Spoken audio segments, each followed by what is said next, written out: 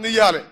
దాంతోపాటు తెలంగాణ రాష్ట్ర వ్యాప్తంగా కూడా 13, 14 సీట్లు గెలిచి ఒక్కొక్కటి పనికిరాని నా కొడుకులు మాట్లాడుతున్నారు.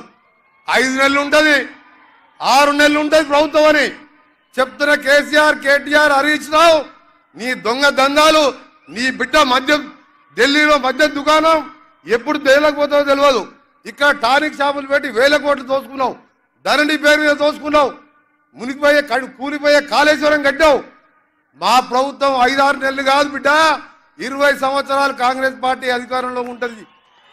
తెలంగాణ ఇచ్చిన పార్టీ సోనియా గాంధీ వేరే దేశంలో పుట్టినా ఈ దేశానికి వచ్చి కోడలిగా 2 సార్లు ప్రధానమంత్రి అవకాశం వచ్చినా భర్త మాంసం ముద్దలో మారిపోతే దేశం కోసం ప్రధానమంత్రి పదవద్దని చెప్పి ఆర్థికవేత్తను ప్రధానమంత్రి పెట్టి బంగారం తాకట్టే పెట్టుకెళ్ళి ఇవాళ దేశాన్ని ఈ స్థితిలో ఉందంటే సోనియా గాంధీ ఆలోచన విధానం.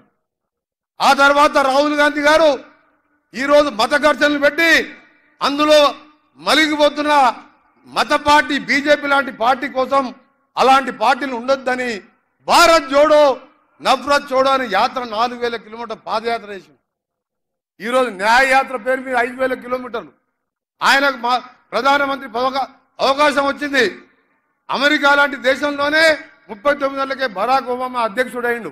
అని రాహుల్ గాంధీ నాకు పదవులు వద్దు, నాకు ప్రజలు బాగుండాలి, భారతదేశం బాగుండాలి, కుల మతాలకు ఐక్యంగా కలిసిమెలిసి ఉండాలని చెప్పాను.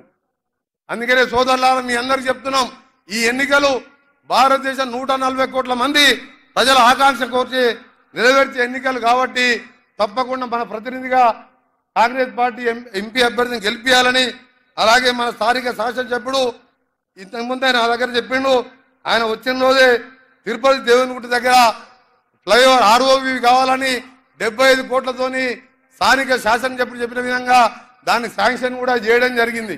దాంతోపాటు ఇక్కడ ఉద్దండపూర్ రిజర్వాయర్కి సంబంధించిన నష్టపరిహారం ఇప్పించాలని చెప్పి అక్కడ అన్నిరెడ్డి శాసనసభ్యులు ఇప్పుడే వెళ్ళిండు, వారు కూడా కోరిన దాన్ని కూడా ముఖ్యమంత్రి గారితో సాగునీటి శాఖతో మాట్లాడి అది కూడా సమస్యలు పరిష్కారం చేస్తాం.